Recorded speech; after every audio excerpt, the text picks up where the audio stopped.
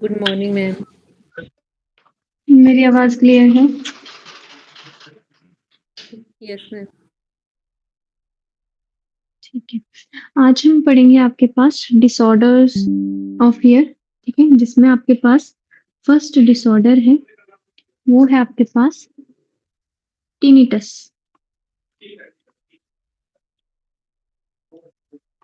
ठीक है, ये जो आपके पास डिसऑर्डर है, इसमें क्या होता है आपके पास परसिस्टेंट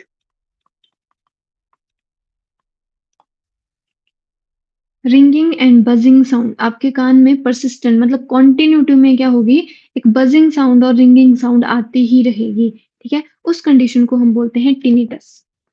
क्लियर है? Persistent ringing and buzzing sound in year.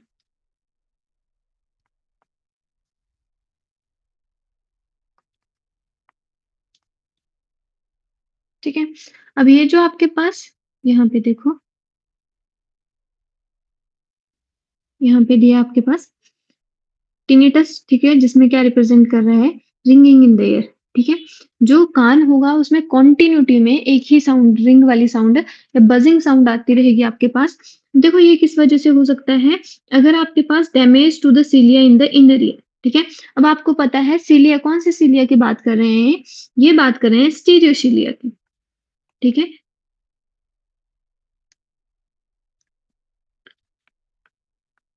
और स्टेरोसीलिया किसके ऊपर होते हैं, जो किसके ऊपर होते हैं, बेसिकली हेयर सेल्स के ऊपर होते हैं।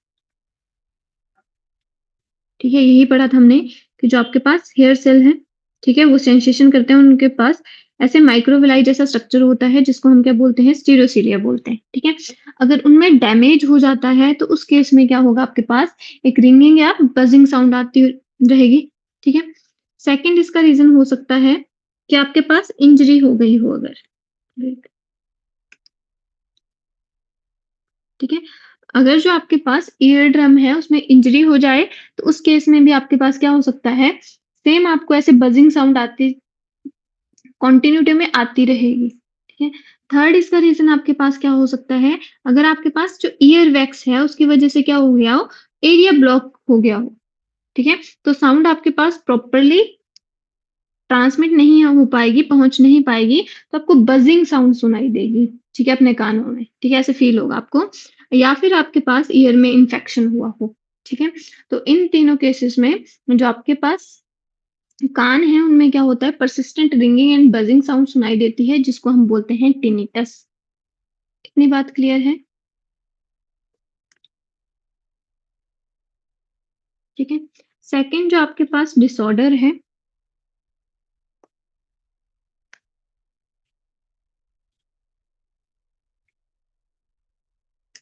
वो है आपके पास ओटाइटिस मीडिया। ठीक है, ये जो आपके पास डिसऑर्डर है वो है आपके पास मिडल ईयर का।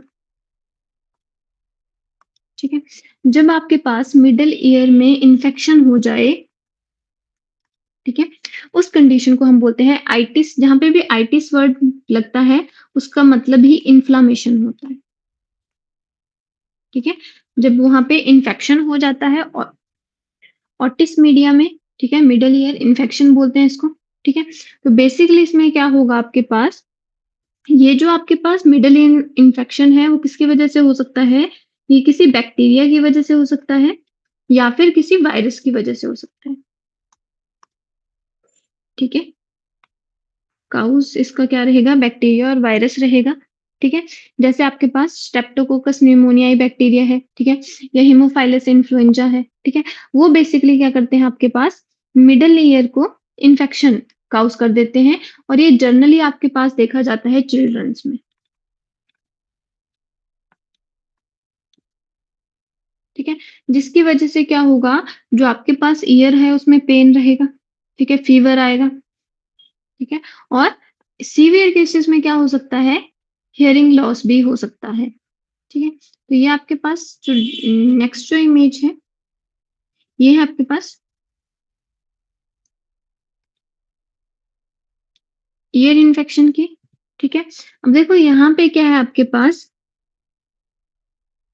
ये देखो यहाँ पे क्या होता है आपके पास जो लैब्रिन्थ है, ठीक है? इंटरनल ईयर है, उसमें क्या होता है वो होता है आपके पास फ्लूइड फिल्ड कैविटी, ठीक है? अब यहाँ पे क्या हो रहा है जो आपके पास फ्लूइड आ रहा है वो कहाँ पे आ गया अब? मिडल ईयर में सस्टेन हो गया है, ठीक है? और जिसकी वजह से क्या होगा जो आपके पास यूस्टेचियन ट्यूब है वो क्या हो जाएगी? ब्लॉक हो जाएगी, उसमें स्वेलिंग आ जाएगी, ठीक है? जिसकी वजह से कान में क्या होगा? बहुत दर्द होगा। इतनी बात क्लियर हुई?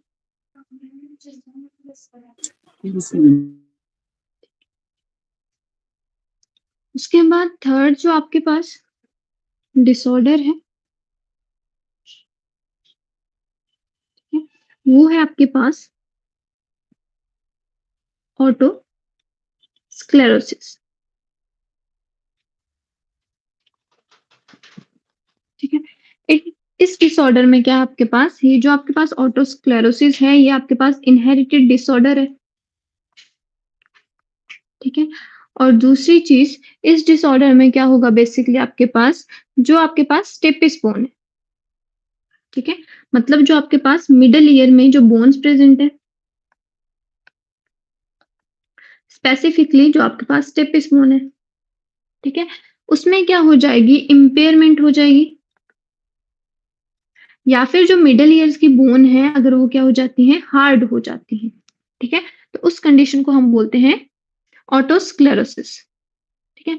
अब देखो मिडल ईयर की जो बोन्स हैं वो किसमें हेल्प करती हैं? ये बेसिकली एम्प्लीफिकेशन ऑफ साउंड में हेल्प करती हैं,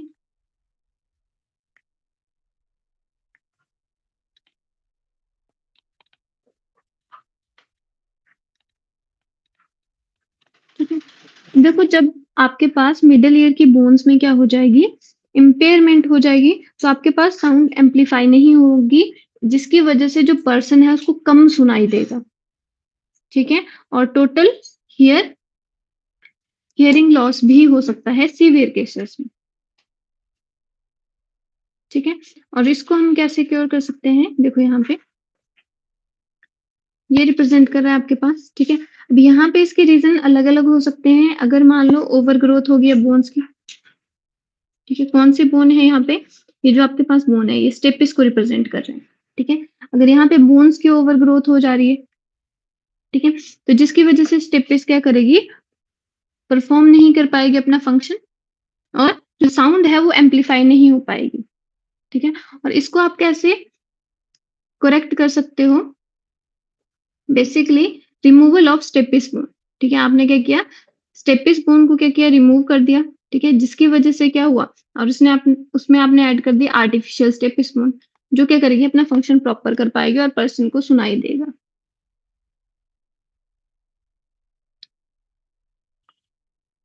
ठीक है? नेक्स्ट जो डिसऑर्डर है आपके पास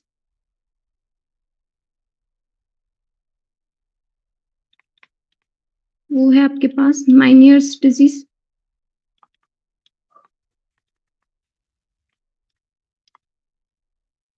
ठीक है? ये जो आपके पास डिसऑर्डर है वो है आपके पास इनर ईयर का,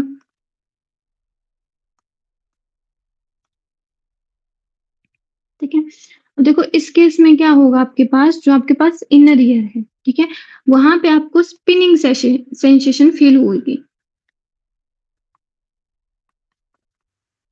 कि कान में कुछ घूम रहा है, ठीक है?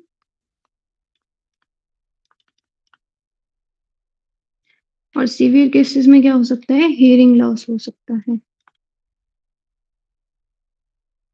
ठीक है? और आपको ऐसा फील होगा कि जो आपका ईयर है वो भरा भरा सा है, ठीक है? ये देखो ये आपके पास मैनियर डिजीज है, ठीक है? देखो इनर ईयर में देखो यहाँ पे ये रिप्रेजेंट कर रहा है किसका इन्फेक्शन है? इनर ईयर का इन्फेक्शन है, ठीक है? अब देखो ये जो स्पिनिंग जो आपको सेंसेशन फील होगी, ठीक है? ये किसकी वजह से होगी आपके पास? जो आपके पास एंडोलिम्फ है, जैसे वो मूव करेगा, अगर उसका प्रेशर ज़्यादा होगा, तो उसकी वजह से जो मूव करेगा, तो क्या होगा आपके पास? आपको फ़ील होगा कि कुछ घूम रहा है आपके कान में, ठीक है? इसमें आपको बस ये याद रखना है कि जो आपके पास माइनर डिसऑर्डर है, वो कौन से ईयर का डिसऑर्डर है, इनर ईयर, आउटर ईयर, बस। ठीक है? और इनहेरिटेड डिसऑर्डर कौन-सा है?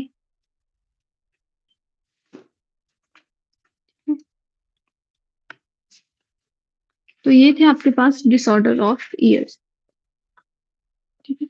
एक आपने स्विमर ईयर्स भी सुना होगा, ठीक है?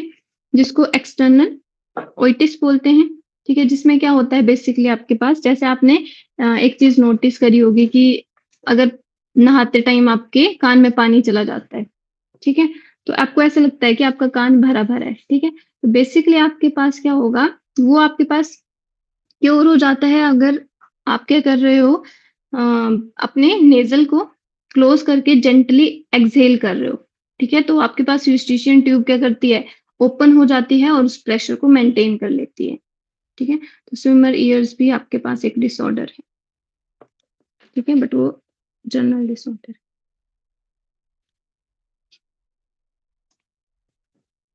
ठीक है?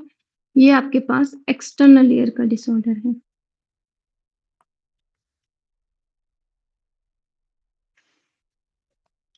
इतनी बात क्लियर हुई?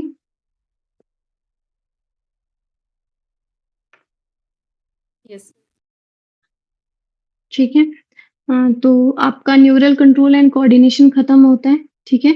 जिसमें हमने क्या पढ़ा आपके पास, सेंट्रल नर्वस सिस्टम के बारे में पढ़ा, ठीक है? पेरिफेरल नर्वस सिस्टम के बारे में पढ़ा, ईयर के बारे में पढ़ा और आइज़ के बारे में पढ़ा। उतना क्लियर है सबको? Yes ma'am. ठीक। नेक्स्ट हम शुरू करते हैं आपके पास नेक्स्ट चैप्टर।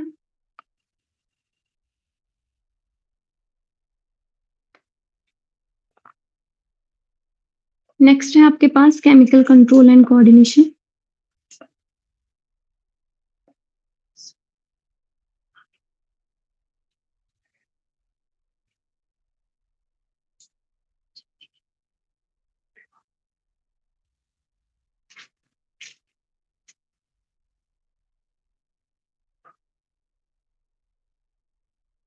ठीक है? देखो हमने पहले ही जब मैंने आपको न्यूरल कंट्रोल एंड कोऑर्डिनेशन बताया था, तब मैंने आपको बताया था कि जो आपकी बॉडी है, वो आपके पास 2 सिस्टम से कंट्रोल होती है, ठीक है? एक तो आपके पास हार्मोन से कंट्रोल होती है, मतलब बेसिकली जो ह्यूमन बॉडी है, ठीक है? वो आपके पास बेसिकली कंट्रोल होती है एक न्यूरल कंट्रोल, ठीक है? एक होता है उसमें केमिकल कंट्रोल, ठीक है? न्यूरल कंट्रोल किसके थ्रू होता है? न्यूरल कंट्रोल होता है आपके पास नर्वस सिस्टम के थ्रू, ठीक है? जो दोनों को इंक्लूड करता है, central nervous system and peripheral nervous system को, ठीक है? और जो आपके पास केमिकल कंट्रोल है वो किसके थ्रू होगा? वो होगा एंडोक्राइन सिस्टम के थ्रू,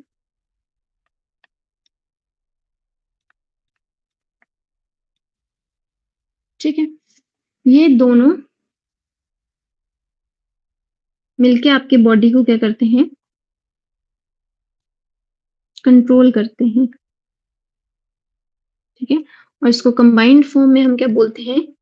न्यूरो एंडोक्राइन सिस्टम, ठीक है? अब न्यूरल कंट्रोल मैंने आपको पढ़ा दिया है, आई होप सबको क्लियर होगा वो, ठीक है? अब हम बात करेंगे आपके पास एंडोक्राइन सिस्टम की।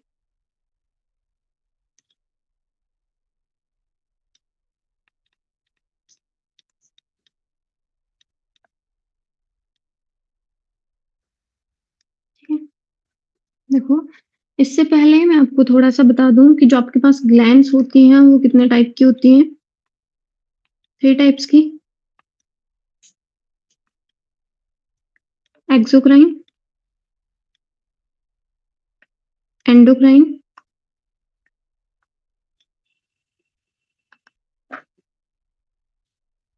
एक होती है आपके पास मेसोक्राइन ग्लैंड या फिर इनको हम बोलते हैं हेटेरोक्राइन ग्लैंड, ठीक है? अब देखो जो आपके पास एक्सोक्राइन ग्लैंड्स होती हैं, वो कैसे होती हैं? जिनकी सिक्रीशन डक्ट्स के थ्रू होती है, उनको हम बोलते हैं एक्सोक्राइन ग्लैंड्स, ठीक है? तो exocrine glands are the glands having ducts, ठीक है? एंडोक्राइन आपके पास जो ग्लैंड्स होती हैं, वो क्या होती हैं? डक्टलेस होती हैं, ठीक है? और जो मिक्सोक्राइन होती हैं, वो कैसी होती हैं? पार्शियली डक्टलेस फंक्शन होता है और partially function with the ducts, ठीक है?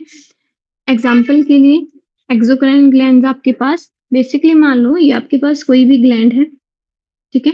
एक्सोक्राइन ग्लैंड, ठीक है? तो बेसिकली क्या करेगी, ये जो हार्मोन रिलीज करेगी वो डक्ट के थ्रू करेगी ऐसे, ठीक है? जो भी ये अपना सिक्रीशन होगी इसकी, ठीक है? जो भी इसकी सिक्रीशन होगी वो किसके थ्रू होगी? डक्ट्स के थ्रू होगी, ठीक है? अब ये जो सिक्रीशन है वो कहाँ पे रहेगी? जहां पे आपके पास देखो एक्सोक्राइन और एंडोक्राइन में एक चीज और होती है, जो आपके पास मैक्सिमम एक्सोक्राइन ग्लैंड्स होती हैं, बेसिकली जहां से वो ओरिजिनेट हो रही हैं वहीं पे उनका क्या होता है? फंक्शन होता है, ठीक है? बट जो एंडोक्राइन होती हैं उनका ओरिजिन और जो टारगेट ऑर्गन होता है, ठीक है, वो होता है डिस्टेंट प्लेसेस पे, मतलब उन दोनों के बीच में क्या होता है? काफी गैप होता है, ठीक है? अलग-अलग लोकेशन पे प्रेजेंट होते हैं। बट एक्सोक्राइन में क्या होगा? जहाँ पे आपके पास ओरिजिन है वहीं पे क्या हो रही है? सिक्रीशन हो रही है, उसी सरफेस के ऊपर सिक्रीशन हो रही है, ठीक है? एग्जाम्पल के लिए आपके पास livery glands,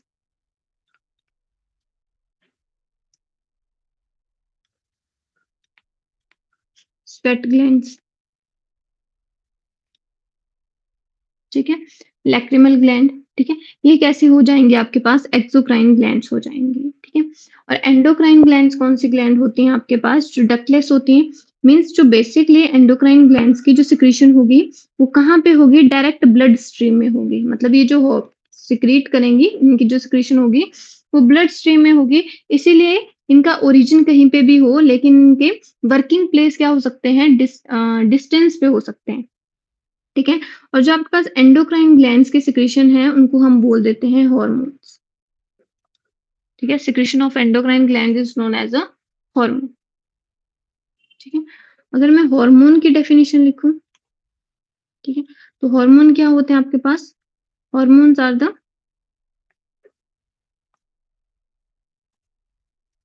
chemical substance that are non-nutrient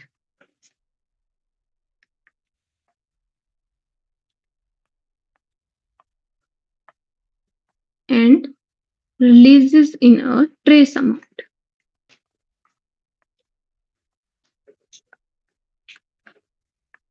ठीक है? बेसिकली क्या बोल रहा है आपके पास? हार्मोन्स क्या होते हैं, ठीक है? जो हार्मोन होते हैं बेसिकली, जो वर्ड है हार्मोन वो आपके पास ग्रीक वर्ड हार्मोनी से लिया गया था, ठीक है? जिसका मतलब होता था एक्साइट करना, ठीक है?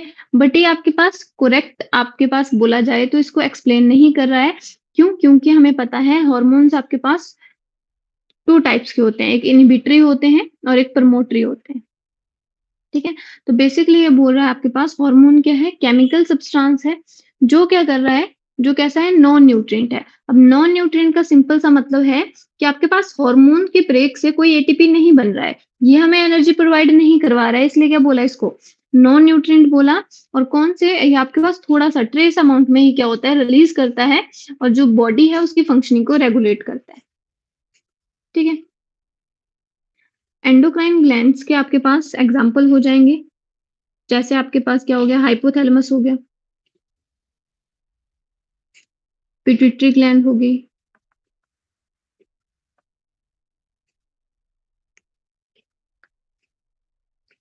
थायराइड ग्लैंड हो गई, ठीक है? इन सब की जो सिक्रीशन है वो कैसी है आपके पास? एंडोक्राइन है, ठीक है? उसके बाद है आपके पास हेटेरोक्राइन ग्लैंड्स। तो हमने क्या बोला कि जो आपके पास हेटेरोक्राइन ग्लैंड्स हैं उनकी सिक्रीशन क्या होती है?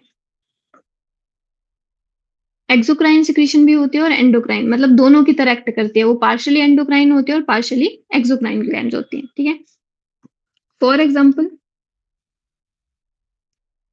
पेनक्रियाज। ठीक है, देखो जो आपके पास पेनक्रियाज है, मान लो ये मैं थोड़ा सा रफ स्ट्रक्चर बना रही हूँ।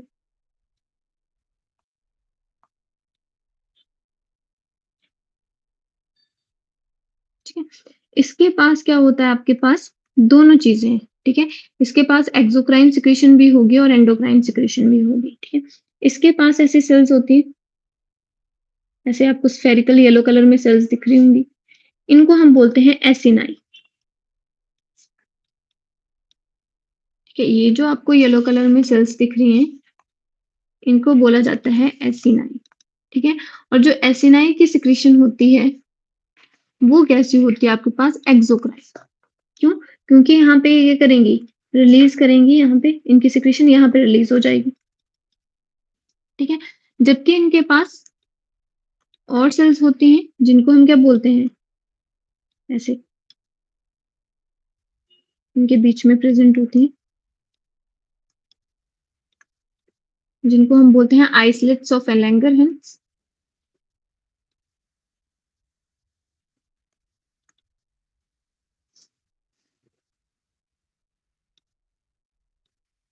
ठीक है, और ये जो आपके पास ग्लैंड्स होते हैं, इनकी जो सिक्रीशन होती है, ठीक है, इनकी सिक्रीशन होती है इनके पास एंडोक्राइन। ठीक है, जिसमें हम बेसिकली आपके पास, इनमें हम क्या पढ़ते हैं, ये जो सेल्स होती हैं, अगर मैं इनका ऐसे ही क्रॉस सेक्शन देखूं तो इसमें क्या होती है, basically two type of cells होती हैं। ठीक है, अल्फा सेल और बीटा सेल। ठीक है, जिसमें से आपके पास बीटा सेल क्या रिलीज करती है, इंसुलिन। ठीक है, इंसुलिन क्या है, एक हार्मोन है। ठीक है, तो इसकी एक्सक्रीशन जो भी आपके पास, सॉरी, जो इसकी सिक्रीशन होगी वो कैसी होगी, एंडोक्राइन होगी। और जो आपके पास अल्फा सेल्स हैं वो क्या रिलीज करती हैं, वो रिलीज करती हैं ग्लूकागॉन। ठीक है, और ग्लूकागॉन भी क्या है, एक हार्मोन है। ठीक है, तो इनकी सिक्रीशन क्या है, आपके पास एंडोक्राइन भी है और एक्सोक्राइन भी है। इसीलिए इनको क्या बोल दिया, इसीलिए इनको बोल दिया हमने हिट्रोक्राइन ग्लैंड्स। ठीक है, दूसरा इसका एग्जांपल आ जाता है आपके पास गोनेड्स। ठीक है, गोनेड्स मेल के केस में टेस्टिस। ठीक है, और फीमेल के केस में आपके पास क्या हो जाता है, ओवरी। ठीक है, तो जो इनकी एक्सोक्राइन सिक्रीशन है वो रिलीज ऑफ एग है। ठीक है, ओवरी के केस में, साथ में जो आपके पास ओवरी है वो क्या करती है, हॉर्मोन्स भी रिलीज करती है। Same case testis, main function क्या है, स्पर्म प्रोडक्शन। ठीक है, अब जो रिलीज हो रहा है वो किसके थ्रू हो रहा है, डक्ट के थ्रू हो रहा है। ठीक है, और एंडोक्राइन फंक्शन क्या हो जाएगा आपके पास, रिलीज ऑफ हार्मोन, जैसे एग्जांपल के लिए टेस्टोस्टेरोन। कितनी बात क्लियर हुई?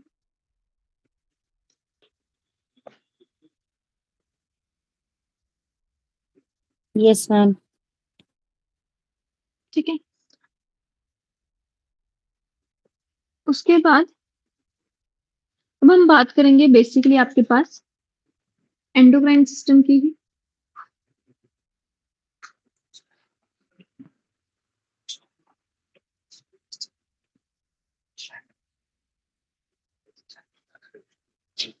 ठीक है, तो हम बात करेंगे आपके पास एंडोक्राइन सिस्टम की। ठीक है, एंडोक्राइन सिस्टम। ठीक है, एंडोक्राइन सिस्टम की, सॉरी,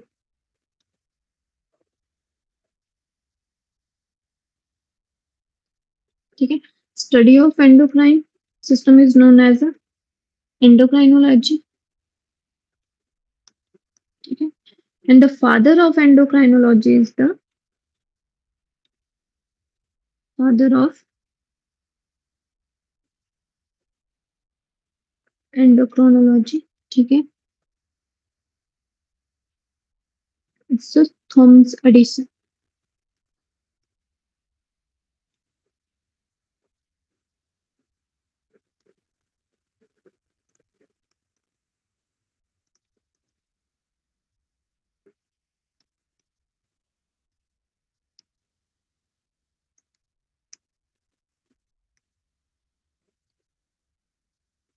ठीक है, एंडोक्राइनो काइनोलॉजी में हम बेसिकली आपके पास एंडोक्राइन ग्लैंड्स के ही बारे में पढ़ेंगे, और इसमें हम एक्सोक्राइन ग्लैंड्स की बात नहीं करेंगे। ठीक है।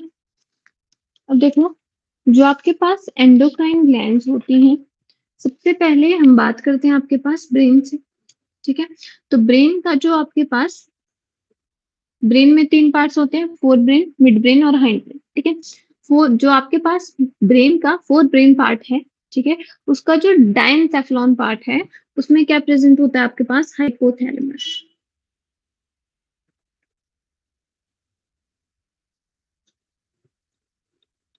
ठीक है, तो फर्स्ट जो आपके पास एंडोक्राइन ग्लैंड है वो है आपके पास हाइपोथैलेमस। ठीक है, हाइपोथैलेमस की अगर मैं लोकेशन की बात करूं, कहाँ प्रेजेंट होती है वो प्रेजेंट होती है आपके पास basal part of the diencephalon. ये हमने पढ़ा है।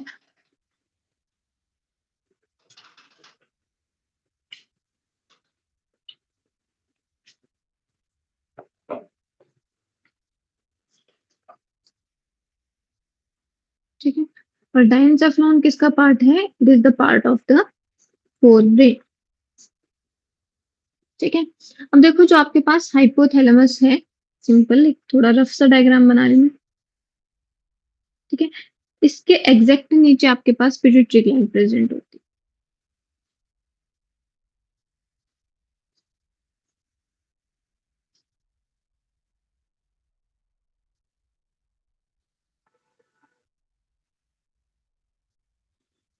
ठीक है, तो जो आपके पास हाइपोथैलेमस है, मान लो ये क्या है आपके पास? ये है आपके पास हाइपोथैलेमस। ठीक है, और ये है आपके पास पिट्यूटरी ग्लैंड।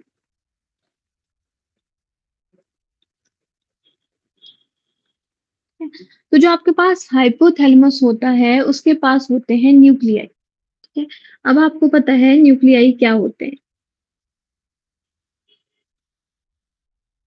ठीक है, cell bodies in the central nervous system is known as the nuclei. ठीक है, न्यूक्लियाई क्या होते हैं आपके पास? Cell body in CNS, central nervous system में आपके पास अगर ग्रुप ऑफ सेल बॉडी पड़ा है सेंट्रल नर्वस सिस्टम में, तो उसके लिए हम टर्म यूज करते हैं आपके पास न्यूक्लियाई। ठीक है, तो जो आपके पास ये जो न्यूक्लियाई होते हैं, ठीक है, इसमें जो आपके पास कुछ जो न्यूक्लियाई होते हैं, उनका बेसिकली वो न्यूरोसेक्रेटरी सेल्स की तरह एक्ट करते हैं। ठीक है, न्यूरोसेक्रेटरी सेल्स में वो क्या करेंगे? बेसिकली हार्मोन रिलीज करेंगे। ठीक है, और जो आपके पास हाइपोथैलेमस है,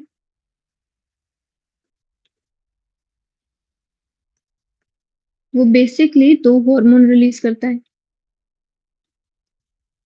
ठीक है, एक है आपके पास रिलीजिंग हार्मोन,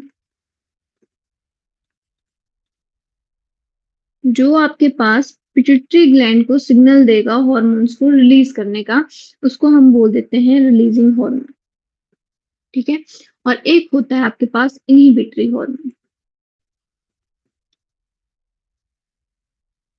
ठीक है, तो बेसिकली जो आपके पास रिलीजिंग हार्मोन है, वो क्या कर रहा है? वो आपके पास प्लस मतलब स्टिमुलेट करने का सिग्नल दे रहा है। ठीक है, और जो इनहिबिटरी हार्मोन है, वो क्या कर रहा है? स्टॉप का सिग्नल दे रहा है। ठीक है, तो बेसिकली आपके पास जो हाइपोथैलेमस होगा, वो क्या करेगा? आपके पास दो सेल्स क्रिएट करेगा। ठीक है, दो टाइप ऑफ हार्मोन, सॉरी, दो टाइप ऑफ हार्मोन रिलीज करेगा। एक है आपके पास रिलीजिंग हार्मोन और एक होता है आपके पास इनहिबिटरी हार्मोन। ठीक है, अब देखो जो आपके पास ये आपके पास जो न्यूक्लियाई हैं, बेसिकली इनके ऐसे नीचे एक्सॉन सिग्नल लेके जा रहे होंगे नीचे को। ठीक है, तो आपके पास ट्रैक्ट बन गया। अब ये जो आपके पास सिग्नल है, वो कहाँ को जाएगा? ये सिग्नल जाएगा आपके पास पिट्यूटरी ग्लैंड के पास। ठीक है, इसीलिए जो आपके पास हाइपोथैलेमस है, उसको बोला जाता है master of the master gland.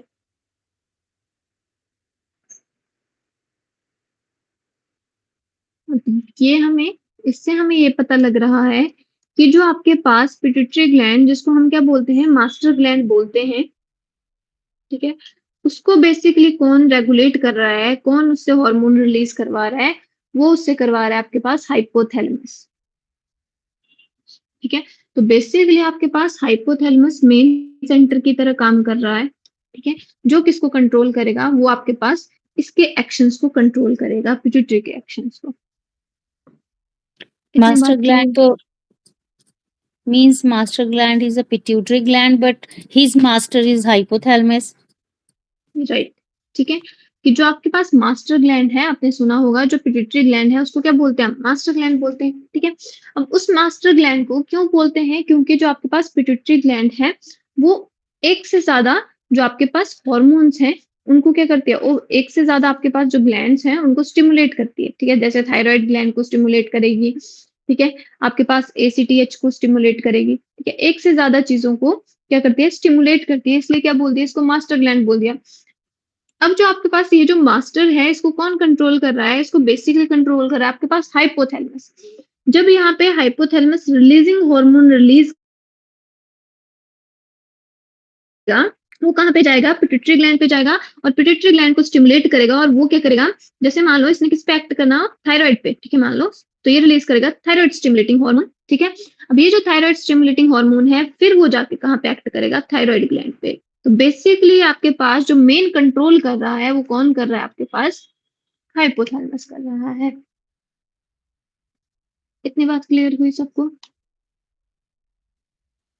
Yes, ma'am. ठीक है। अब देखो जो आपके पास अब आपको क्लियर होगा, ठीक है। इसको वैसे बोलते हैं इनफंडिबुलम, ये आपके पास हाइपोथैलेमस होगा, ये जो आपके पास स्ट्रोक जैसी नजर आ रही है इसको हम बोलते हैं इनफंडिबुलम। और जो आपके पास हाइपोथैलेमस है और पिट्यूटरी के बीच में क्या चलता है, आपके पास हाइपोफेजियल पोर्टल सिस्टम चलता है, ठीक है। वो आपको क्लियर है? मैंने आपको बताया था कि आपकी बॉडी में सिर्फ दो ही पोर्टल सिस्टम चलते हैं। एक होता है आपके पास कौन सा portal system, hepatic portal system, और एक Hepatic. होता है आपके पास हाइपोफेजियल पोर्टल सिस्टम। अब बेसिकली क्या है, अगर मैं इसको सिंपल रिप्रेजेंट करूं, इसको हटा दूं, तो बेसिकली आपके पास क्या हो रहा है, मान लो ये ब्लड कैपिलरीज जा रहे हैं, ठीक है, ब्लड जा रहा है, ठीक है। तो बेसिकली यहाँ पे क्या होगा, जो आपके पास यहाँ पे जो न्यूक्लियाई होंगे वो क्या करेंगे, हार्मोन सिक्रीट करेंगी, साथ में ये जो कैपिलरी होंगे वो क्या करेंगी, हाइपोथैलेमस को ऑक्सीजन देंगी, और ये क्या करेगा, इससे CO2 ले लेगा, ठीक है। तो ये जो ब्लड क्या हो गया, डीऑक्सीनेटेड ब्लड। अब ये डीऑक्सीनेटेड ब्लड वेन ना बना के कहाँ पे जाएगा, वेना केवा के पास ना जाके ये जाएगा पिट्यूटरी के पास। क्यों जाएगा पिट्यूटरी के पास, क्योंकि इसके पास क्या है, हार्मोन भी प्रेजेंट है, ठीक है। अब ये पिट्यूटरी पे एक्ट करेगा। जब एक ऑर्गन का डीऑक्सीजनेटेड ब्लड दूसरे ऑर्गन में जाता है, उसको हम बोल देते हैं पोर्टल सिस्टम, ठीक है। और इस पोर्टल को क्या बोल देते हैं हम, इस पोर्टल सिस्टम को हम बोल देते हैं हाइपोफेजियल portal system.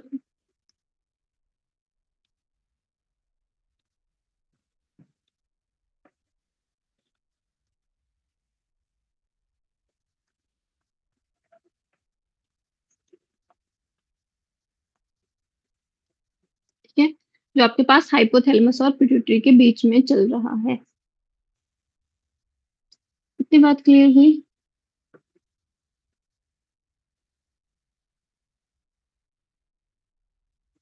Yes, ma'am. Clear है आपको या एक्सप्लेन करूँ?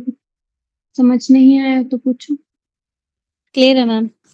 ठीक है, Clear है। नेक्स्ट है आपके पास पिट्यूटरी ग्लैंड,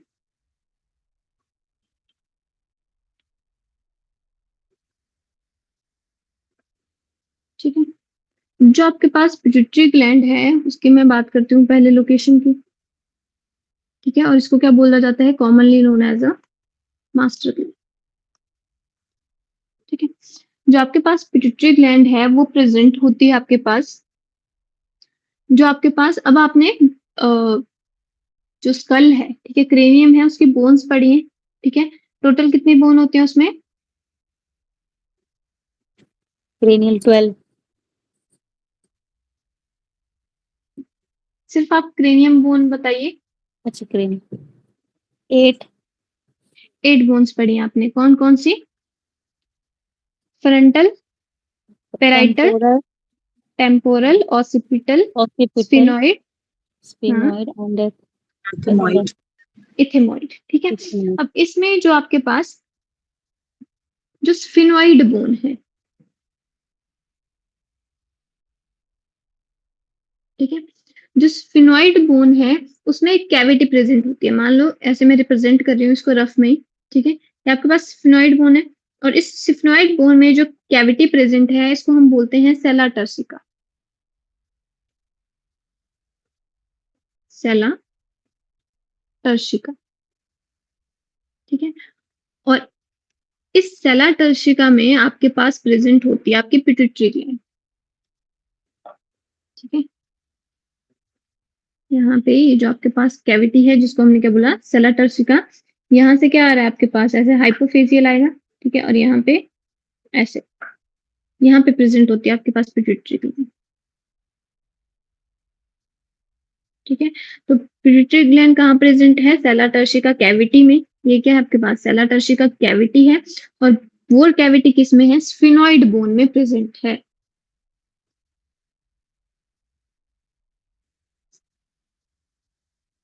ठीक है।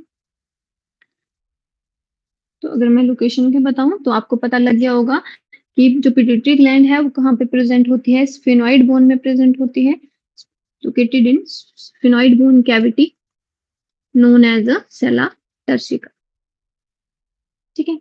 अब देखो जो आपके पास पिट्यूटरी ग्लैंड है,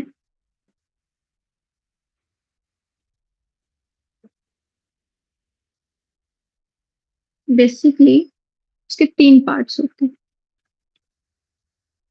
ठीक है। फर्स्ट पार्ट को, ये जो आपको ये रीजन दिख रहा होगा, ठीक है। तो पहले ऐसे पार्ट्स होते हैं, 3 पार्ट्स,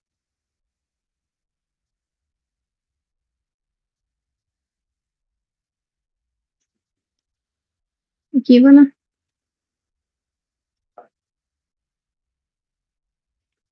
ठीक है। तो ये जो इसका फर्स्ट पार्ट है, ठीक है, इसको हम बोलते हैं पार्स डिस्टैलिस, पार्स डिस्टैलिस, ठीक है।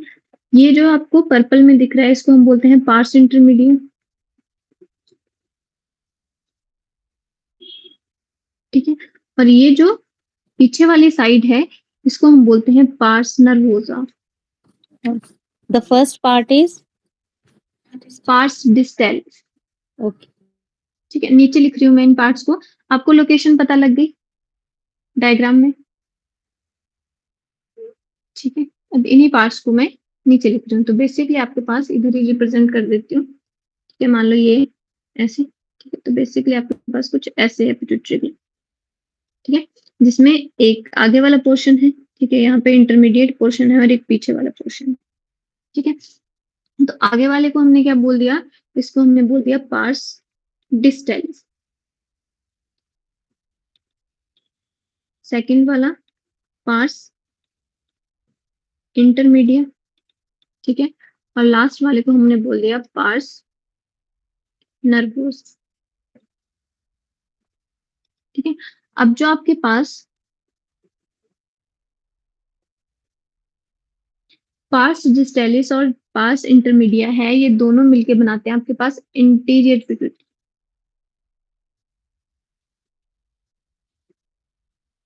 ठीक है। और जो आपके पास पार्स नर्वोसा है उसको हम क्या बोल देते हैं, उसको हम बोल देते हैं पोस्टीरियर पिट्यूटरी, ठीक है। एंटीरियर पिट्यूटरी को और क्या बोल देते हैं, इसका दूसरा नाम है एडिनो हाइपोफाइसिस, एडिनो हाइपोफाइसिस, ठीक है। और जो पोस्टीरियर पिट्यूटरी है उसको हम बोल देते हैं न्यूरो हाइपोफाइसिस, न्यूरो हाइपोफाइसिस, ठीक है।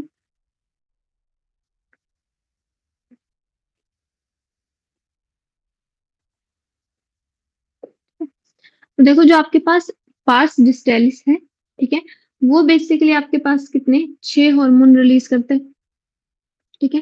पार्स इंटरमीडिएट आपके पास एक हार्मोन ही रिलीज करता है, ठीक है। और पार्स नर्वोसा, अब देखो यहाँ पे मैं बात कर रही हूँ आपके पास, फर्स्ट मैंने क्या बोला, पार्स डिस्टैलिस,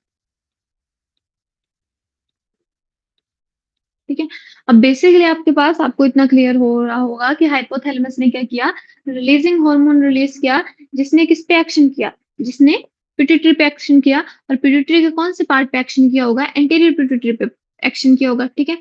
अब एंटीरियर पिट्यूटरी में दो पार्ट्स आते हैं, पार्स डिस्टेलिस और पार्स इंटरमीडिया, ठीक है। तो पार्स डिस्टेलिस जो आपके पास हार्मोन रिलीज करता है वो है आपके पास, यहाँ पे मैं लिस्ट बना देती हूँ, ग्रोथ हार्मोन, ठीक है।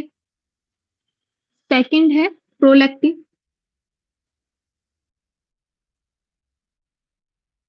थर्ड ये जो हार्मोन रिलीज करेगा वो है आपके पास थायराइड स्टिमुलेटिंग हार्मोन, ठीक है। फोर्थ करेगा ये एडिनो कॉर्टिकोट्रोफिक हार्मोन, ठीक है, फुल फॉर्म भी लिखूंगी मैं, ठीक है।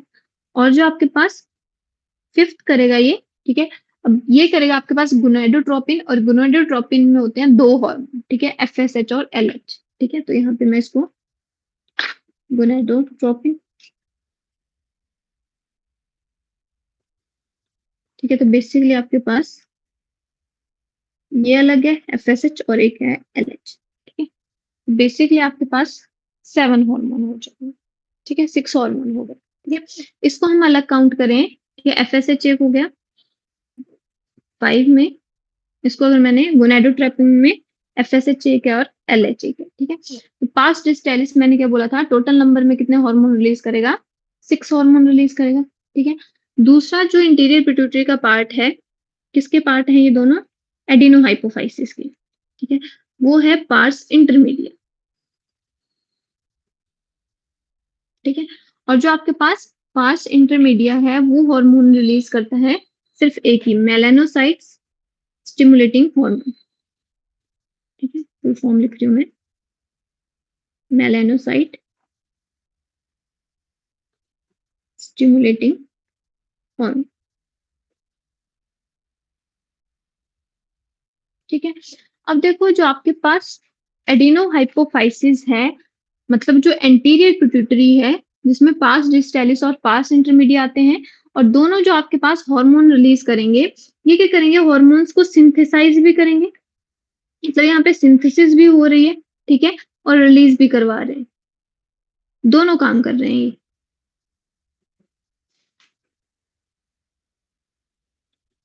ठीक है, सिंथेसिस ऑफ हार्मोन और रिलीज ऑफ हार्मोन, ठीक है।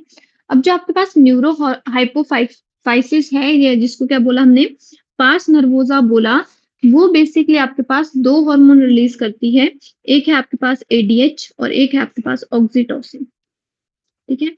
अब आपने एक बात याद रखनी है कि जो आपके पास न्यूरो हाइपोफाइसिस है या पोस्टीरियर पिट्यूटरी है, वो हार्मोन्स को क्या करेगी, वो हार्मोन्स को ओनली स्टोर और रिलीज ही करवाएगी, स्टोर एंड रिलीज, ठीक है। यहाँ पे सिंथेसिस नहीं होगी, ठीक है, सिंथेसिस ऑफ हार्मोन नहीं होगी, मतलब हार्मोन यहाँ पे बनेगा नहीं, ठीक है। तो बेसिकली जो आपके पास यहाँ पे जो आपके पास हाइपोथैलेमस है, ठीक है, वो आपके पास दो हार्मोन की, तो आपसे क्वेश्चन पूछा जाता है कि एडीएच इज सिंथेसाइज्ड बाय, तो ADH is not synthesized by the posterior pituitary, ADH is released by the posterior pituitary, but इसकी सिंथेसिस कहाँ पे हो रही है, हाइपोथैलेमस में, एडीएच और ऑक्सीटोसिन, ये जो दो हार्मोन है वो सिंथेसाइज यहाँ पे हो रहे हैं, सिंथेसिस मतलब प्रोडक्शन कहाँ पे हो रही है, ठीक है, यहाँ पे ये प्रोड्यूस हो रहे हैं, ठीक है। और जो आपके पास पोस्टीरियर पिट्यूटरी है वो उनको सिर्फ क्या करवा रही है, रिलीज करवा रही है, ठीक है, ये इनको सिंथेसाइज नहीं कर रही है, ये सिर्फ इनको थोड़े टाइम के लिए स्टोर कर रही है और क्या कर दे रही है, रिलीज कर रही है। इतनी बात क्लियर हुई मेरी,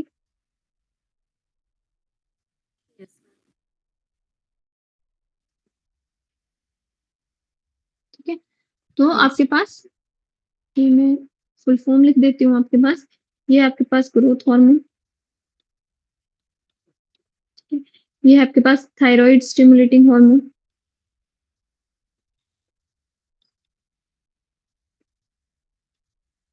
ठीक है, और इसकी मैं यहाँ पे लिख देती हूँ एसीटीएच की, एड्रीनो कॉर्टिकोट्रोफिक हार्मोन, ठीक है। अब कल इनके बारे में हम डिटेल में आपके पास पढ़ेंगे, growth hormone, prolactin, thyroid stimulating hormone के बारे में, ठीक है। आई होप जितना मैंने पढ़ाया आपको क्लियर हुआ होगा। इसमें कुछ पूछना है आपको? ये क्वेश्चन आपको कई बार आता है कि जो आपके पास एडीएच और ऑक्सीटोसिन है, ठीक है? और एडीएच का तो हमने फंक्शन पढ़ा भी है, ठीक है? एडीएच तो हमने किसमें पढ़ा था? किडनी वाले चैप्टर में पढ़ा था। एडीएच का क्या फंक्शन होता है? फुल फॉर्म क्या है एडीएच की? What is the full form and the another name of ADH? Antidiuretic hormone. And another name is? Right. Vasopressin. Good. Right. And another name is vasopressin. ठीक है? तो इसका हमने फंक्शन पढ़ा भी है, ठीक है? इसको हम जल्दी से कल आपके पास इसको ऑलमोस्ट कंप्लीट कर लेंगे हम, कि जो आपके पास हॉर्मोन्स हैं, किस हॉर्मोन का क्या-क्या फंक्शन है। इतना क्लियर है? आई होप जितना मैंने पढ़ाया आपको क्लियर हुआ होगा। अगर आपको कोई डाउट है तो आप पूछ सकते हो। क्लियर है या कुछ पूछना है? Clear है मैम। ठीक है, okay, thank you, that's all for today. आगे हम इसको कल कंटिन्यू करते हैं।